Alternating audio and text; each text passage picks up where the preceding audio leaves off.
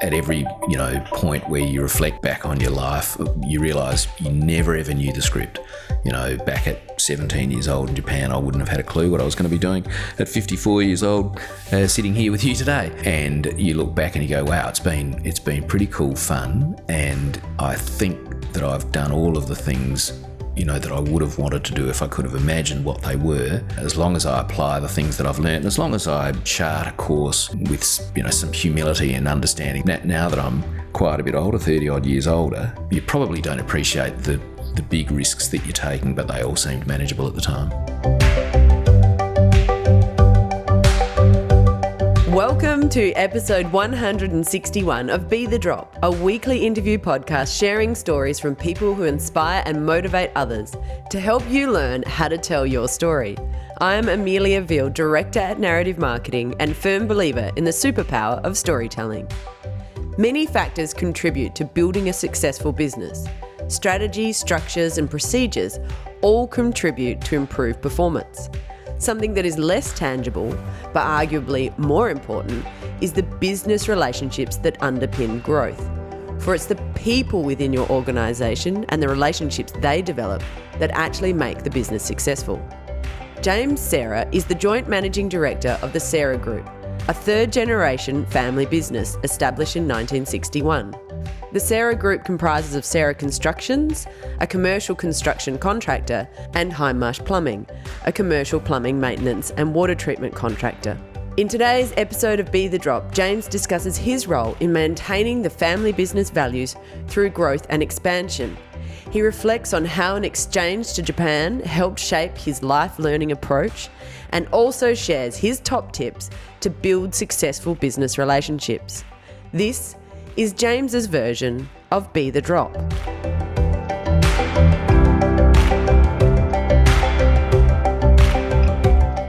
James Cridland, podnews.net editor and international podcast speaker, is coming to Adelaide on Wednesday the 23rd of October to present the latest data on podcasting trends from around the world. I'm super excited to host this event and would love to see you there. For full event details and to book your ticket, head to bit.ly/podnewsadelaide or hit the link in the show notes.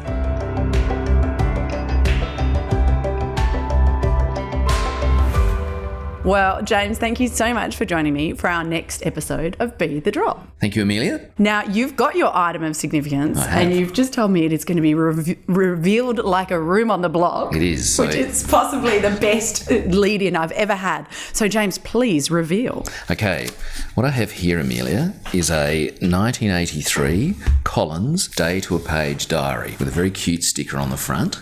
And the story to this diary is that I spent all of calendar 1983, 1 year, living in Japan on the northern island of Hokkaido in a little fishing village called Yoichi. And I assiduously kept a diary every day. I wrote a page or half a page every day of that year of my experiences. And so it's a little bit of time travel. I read it probably every 5 years or so. That's probably one of the most significant things and experiences that I've had in my life, and that is an item that, as I say, faithfully records it. Fantastic. And I will take a photo of that so that we can show listeners and they can jump on the social channels and have a look, because you did mention there's a cute photo on the front and it is cute. There is. So tell us about that year, 1983, and you had a year in Japan. Yep. Was there a significance as far as life learning? What did you take from that? You said you go back and read it still. So obviously that was quite an impactful year. How have you taken that forward in the rest of your journey? It was an incredibly impactful year, and if you sit and review your life and significant times and moments, that for me is the most significant. So I was a Rotary exchange student. I matriculated, and straight after I finished school, I went off to Japan as a Rotary exchange student. Spent a year living up on the North Island. Learnt to speak pretty handy Japanese. Went to school. Had 4 host families. Experienced life and the culture of Japan, in the most immersive way that you possibly can. It was the most significant year of my life. I'm sure, as I look back, it really turned me into who I am in terms of my sense of self-confidence, my sense of how big and wonderful the world is, my sense of compassion and tolerance and understanding that everybody's different, and a sense that anything you put your mind to, you can achieve, and that nothing's too hard. So I think it really set me up not only for the balance of my own life, but also has helped me be who I am in the context of this business. Oh, I love it. What a great story. That was terrific. And what important lessons to learn. And, you know, as you say, it's really a life-changing for you as a person, but then translates across into business. Yep. Now, you work in a family business, Yep. Sarah Group, and there's a number of different businesses under that. I assume there's a lot of skills required, you know, and personal skills required to do that. Yep. Perhaps you can share with us a story from a business context around, you know, some of the learnings along the way. You know, everybody's different, but the differences need to be embraced. We've got over 300 staff across the group in different businesses. Sarah Constructions' culture is nuanced and slightly different, so it's understanding that you need slightly tweaked or nuanced or slightly different approaches to help support and lead people to get the results that everybody wants to achieve. So for you then, what, you know, along that business journey, when did you step into the business? So you came back from Japan, you know, what was next? I went to university, studied the building degree, went off up to Queensland and did an MBA. So again, I lived away for another year. And so Tim, Sarah, my business partner, and I came into the business in the early 90s. So I turned back up from Queensland in early 91, and Tim joined me at the end of 1992. And what was that like, you know, as a family business? Did you feel you had a choice? Is it written in stone? How does that work coming into the family business? I certainly had a choice. Anything that either of us had decided to do, if it was different to this, we would have been supported. I mean, we've got siblings as well who do all sorts of different things. It was certainly an aspiration of mine. I mean, you know, I looked up at my dad and my uncle particularly and thought, gee whiz, these guys look like they're having fun. They look like what they do is fulfilling and rewarding. And in the absence of any other burning ambition to be anything else, I thought, well, this looks like a pretty interesting thing to do. And of course, you know, building things is interesting and fun. So then that, you know, that desire for you to be part of the business was probably always there? It's hard to reflect back to when you were, you know, finishing school and whether you were actually consciously thinking about it. But because I'd spent a year in such a culturally different place, I guess using a different part of my brain, learning a language and having just such a different experience, that coming back and suddenly having to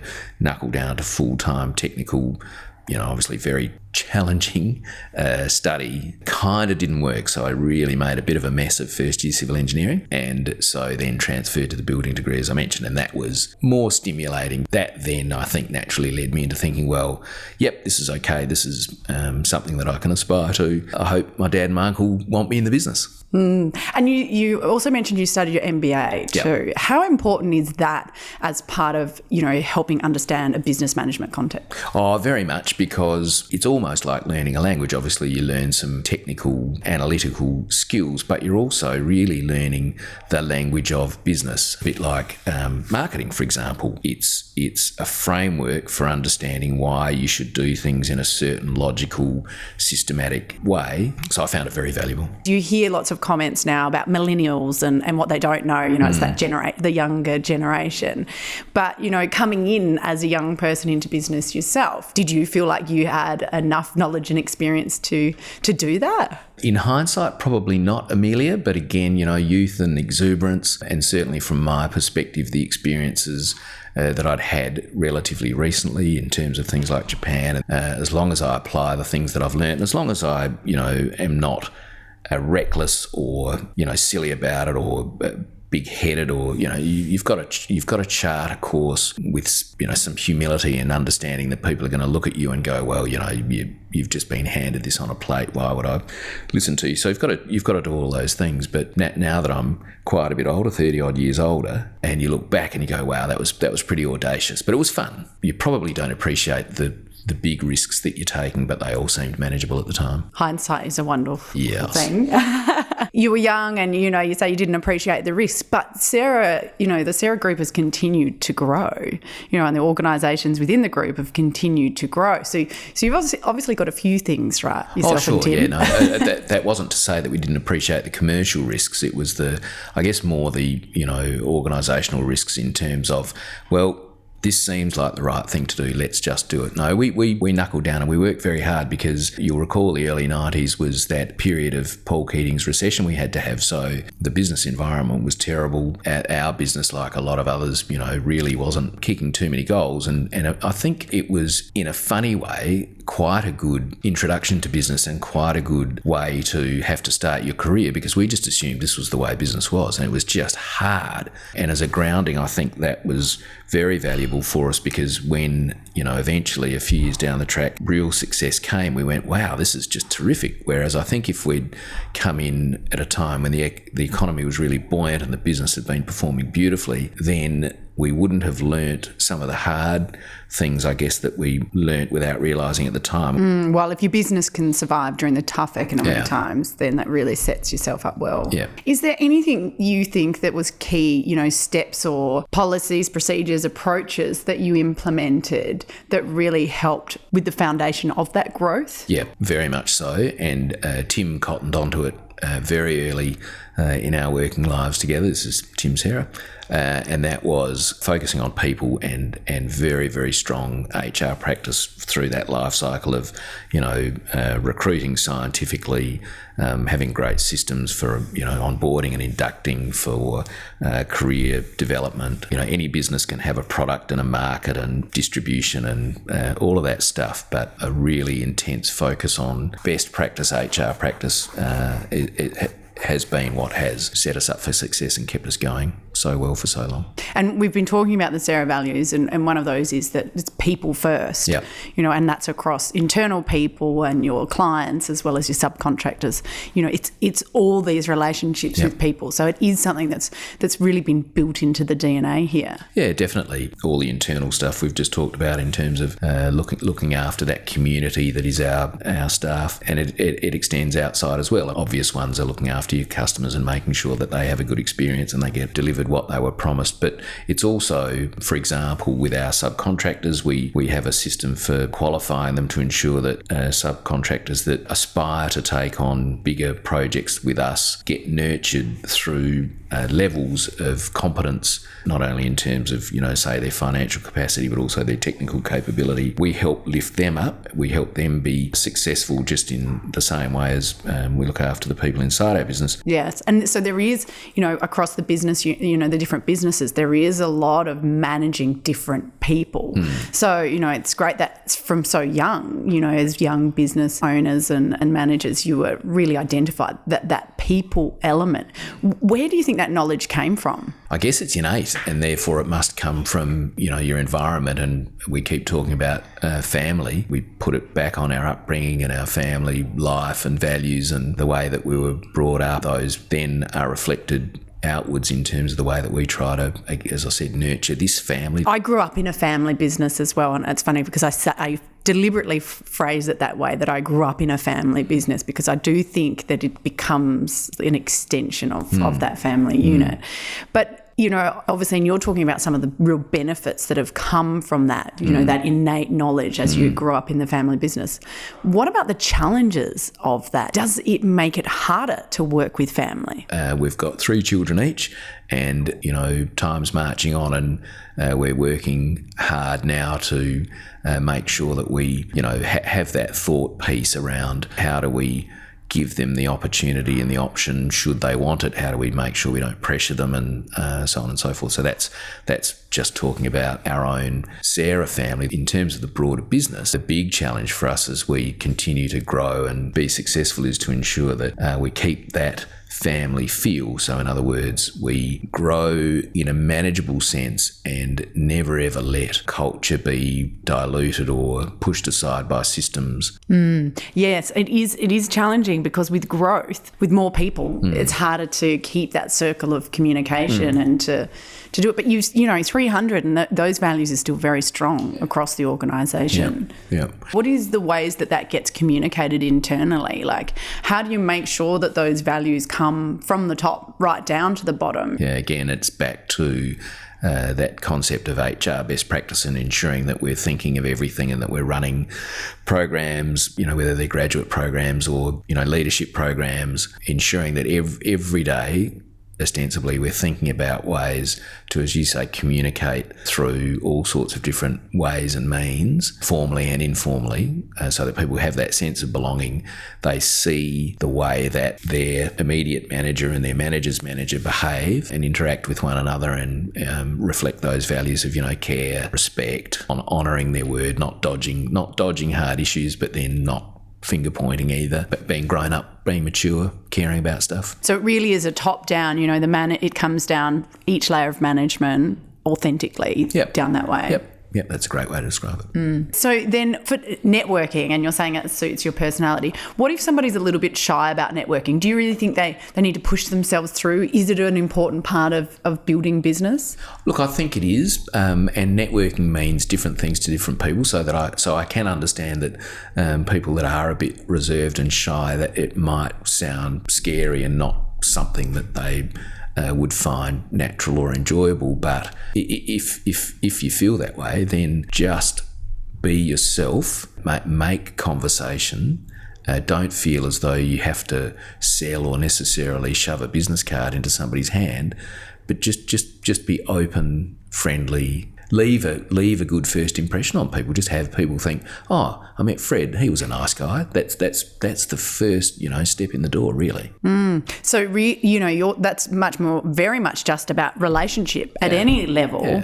Yeah. So it's not about suddenly going, oh, I need them to understand my business. I need them to know what I could do for them. That's right. You don't have to push hard first up. You've just got to be there, and you've got to be open, and you've got to be engaging, friendly, and as I say, leave a good first impression on people. So I just encourage people to, if they get invited to functions, if they have the opportunity to go along to some of these bigger corporate luncheons and things like that, go there just simply with the idea that you're going to meet lots of people. So stick your hand out, look them in the eye, smile, and just engage in conversation. That's really all you need to do to start. In the early parts of their career, as you master your career, it'll just come naturally. It just builds up. There's nothing wrong with asking questions. Nobody knows the script. That's the thing. Don't assume that because somebody's a bit older than you or a bit more experienced than you that they're not just the same as you. I mean, it's easy to say, but it can be quite natural.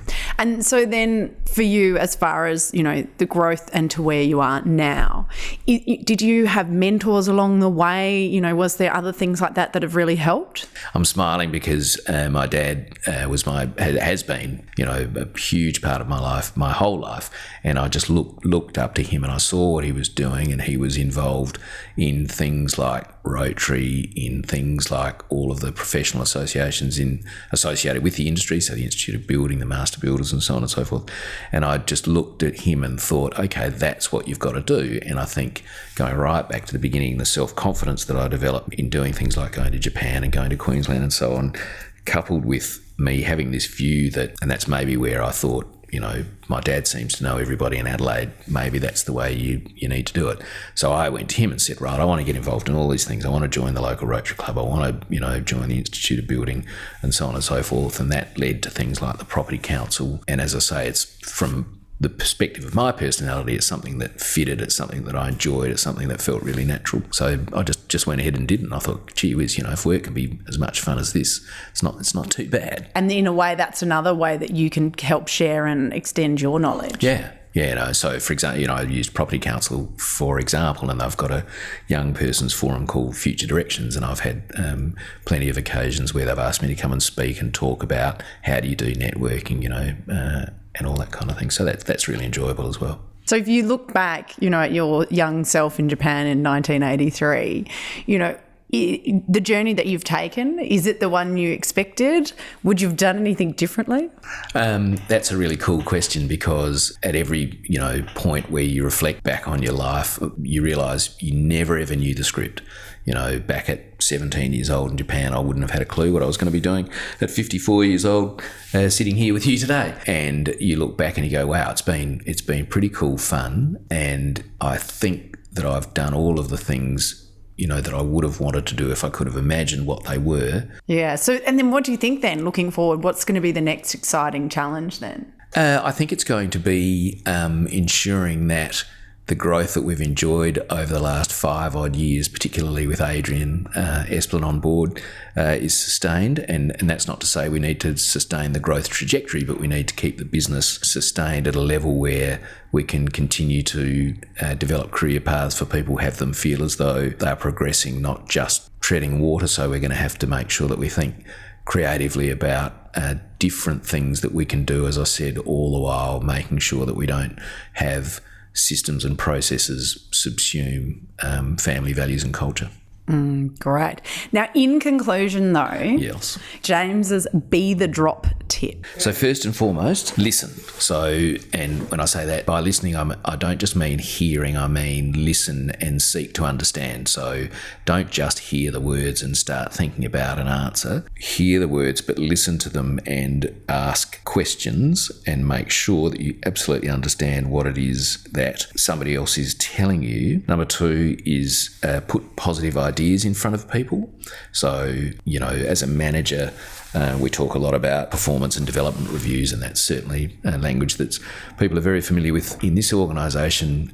So if you are a manager and you are looking after a person or a group of people and you're wanting to make sure that they're achieving all that they can achieve and developing in their role and, mastering the technical aspects of their job, always put positive ideas in front of them to motivate them to continue to strive, I guess. And I don't want to make that sound impersonal, but I hope you get the context. And then the third one isn't my idea, but it's a thing I read many years ago, and it was a person called McKay, and it was McKays Rule for communication or something like that. Anyway, it went along the lines of, it's not the skill with which you think you've put your message together or indeed, eloquently delivered it. It's what the receiver of that message does with it that's important. So you might think that you've put together the most eloquent, kick-ass, killer argument or, whatever it is that you're trying to say, and as soon as you've said it and it's come out of your mouth, you go, job done, that was magnificent.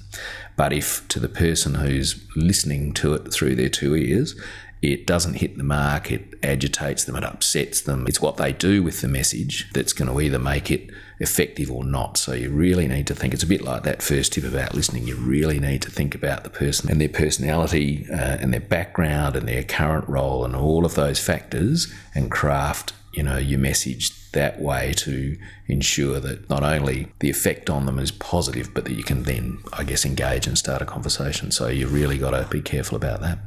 So put your listener in the centre of your story. Yeah, that's it. Yeah, it's not what you say, it's what they do with it. Fantastic. I love that. Thank you so much, James.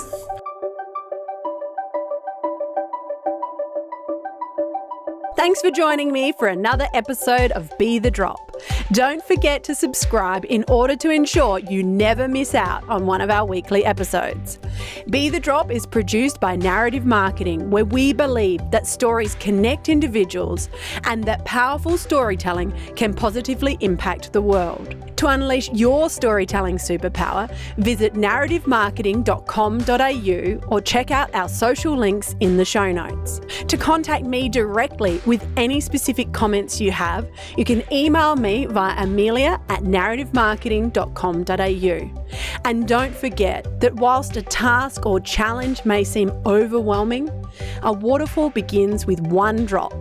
And look what comes from that.